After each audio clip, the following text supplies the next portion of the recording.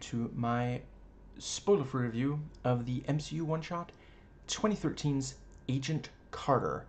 Now, this is rated PG-13, so will this video be? There will only be spoilers for the MCU leading up to, but not including this one-shot. And yeah, I love this one. Yeah, it's hard to say if this or Item 47 are my favorites. Favorite. Honestly, I think it might be tied.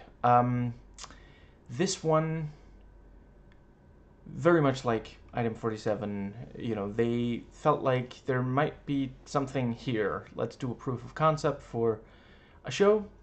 It got popular enough that it did lead to a show. And with both of them, canonicity is slightly questionable. Yeah, I'm not going to give away exactly why, because that is a spoiler for something, but yeah. But this one does really capture, like Item 47, you can tell this is related to the show. Like, if you watch these two separately, you had no idea what their relationship was. Yeah, you'd be able to tell, okay, yeah, this definitely has some kind of connection to the show itself. It has the various things that the show has that people either loved or hated. I loved most of it. Yeah, the same brand of feminism,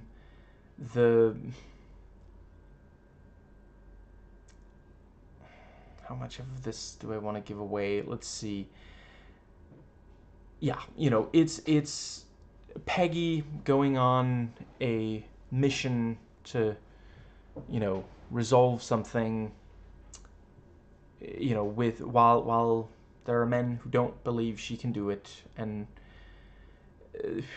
yeah, she kicks ass. She thinks her way out of situations that require that, and yeah, it's just like, this came out 2 years after the movie. And yeah, a lot of people wanted more of Peggy.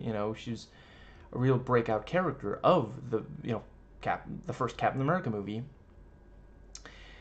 And let's see.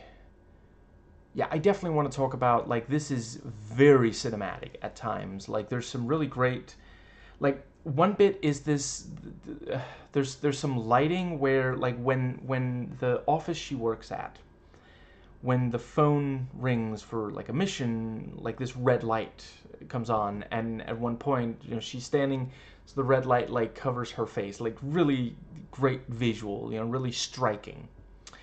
And right, I suppose it's worth mentioning, just briefly, she is technically an agent at this, like, I forget what it's called, but yeah, like, spy agency, but everybody treats her like the secretary because she's a woman, so yeah, very much like the show. And yeah,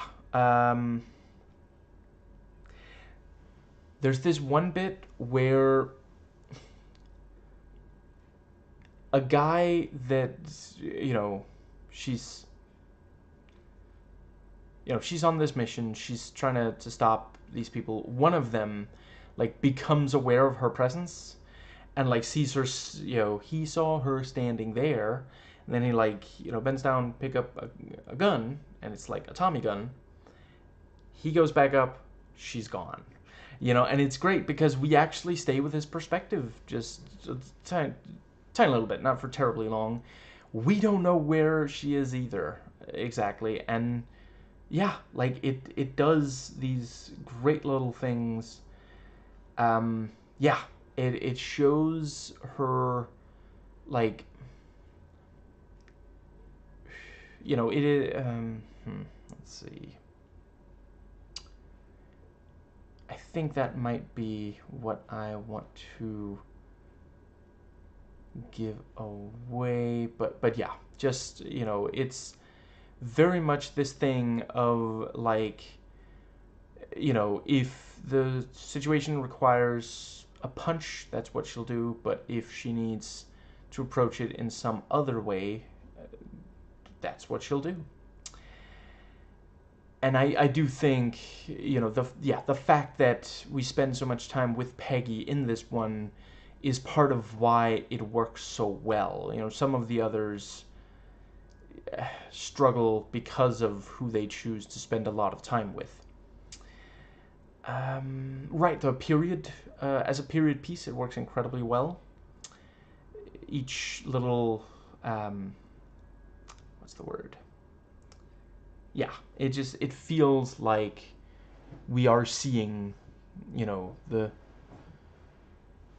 I actually forget, no, it's got to be like the 40s still, because it's not that long after the end of World War II. Yeah, 40s or 50s, something like that. And yeah, set design, costuming, props, dialogue, every step of the way, it really feels like that. I think that might just about cover. Yeah, there are several really effective things that underline, they really don't think of her as one of them. And it clearly purely is because she's a woman, because it's underlined she works extremely hard. Let's see, we have, yeah, some great cinematography and editing. There are these little bits of effective, like, storytelling that, yeah, yeah, there's some, right, there's this quite cool scene where she's, like, beating up people, and some of the time we're seeing it through a window, whilst there's there's a guy nearby who's not perceiving it because he's busy with something else, and he's listening to this music, and so we hear the music, we don't hear all of the punches and kicks, and yeah, we're just seeing it in the background, and yeah, it's very effective. It's a great little, in part it feels comic booky, but it's also the kind of thing that works well on the screen, on the monitor. Not only in panel format. Yeah, I think that might be it for this one. Yeah, I think your opinion of this will be based on how you feel about, the aspect of the feminism, and yeah, same thing goes for the show itself. If you, let's see, yeah, if you haven't watched either, I think as long as you appreciate the canon issue, this is a good place to start. This does work well as, it's essentially like a prototype, a proof of concept kind of thing. If you don't feel the need to, or if the canonicity bothers you, but you do want to watch the show, you can go directly into the show. You don't need to have watched this. And yeah, considering the canon issue, it might even be a detriment. When I started watching the show, I was slightly confused by something about the show being somewhat different from, what I had anticipated based on this short film. So, yeah, and I looked it up and found out, and the answer does make sense, but yeah, it is, yeah, I think I've said everything that I really wanted to. Right, I think this does a really good job, with each of these, it's a smaller scope, but this one does this very clever thing of actually opening with the last little bit we get of Peggy in the movie, the Captain America 1 movie, and then it transitions into what her life is like now, which it accomplishes several things very, very nicely. One thing is we're staying in that emotional moment, because like it had been 2 years. Some people, I don't know if necessarily they completely forgot because it's a memorable scene, but certainly, if you haven't watched the movie in 2 years, it's not going to have the same emotional impact if you don't get the brief reminder there. So yeah, emotionally for her and us, that the like this is something that still haunts her. She misses Steve, and it's also a very strong contrast. She saved the world and now she's a secretary, and there is even a line, the war is over, you know. It isn't for her, or maybe that war, but not everything is as she feels it should be, kind of thing. Let's see. The other thing was the crap, because I feel there's at least one more thing that is let's see. There's the emotion. There's her situation. I'm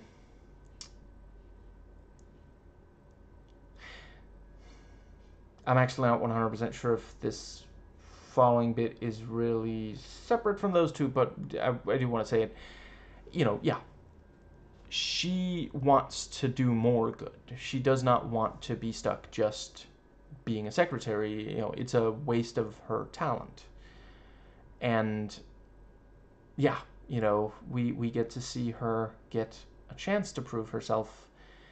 And, I'm not going to give away exactly what happens, but yeah.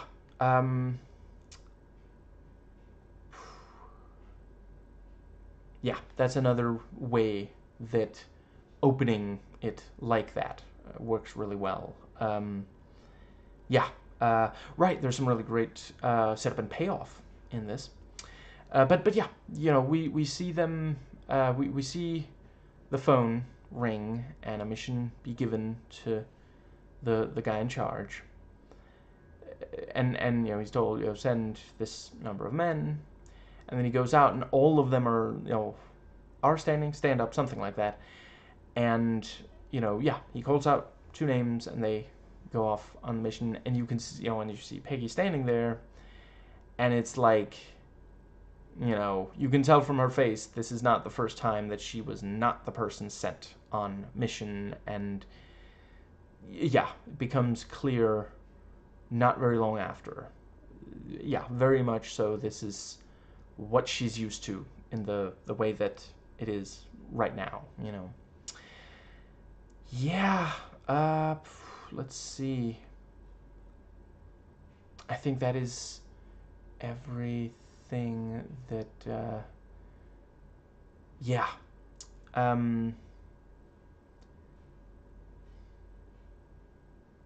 The let's see. Do I want to briefly talk about?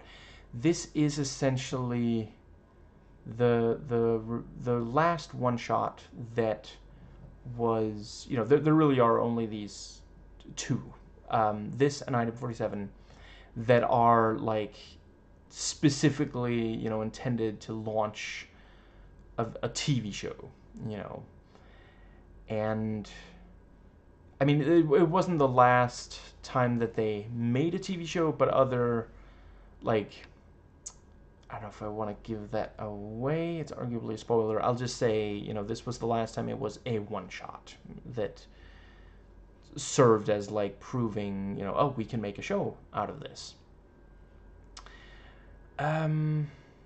Yeah, with both of these, they do a really great job, saying, okay, this, if we make a show, this would be the format. This is how it's going to play out, and the sort of, yeah, the setup and how it's like, because this was both this one shot and the show itself somewhat more cinematic than other shows, that have this sort of spy, thing. I think that does cover absolutely everything. So yeah, um,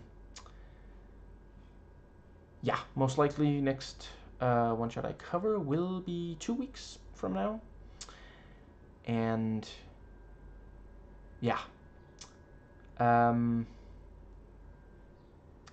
make mine Marvel.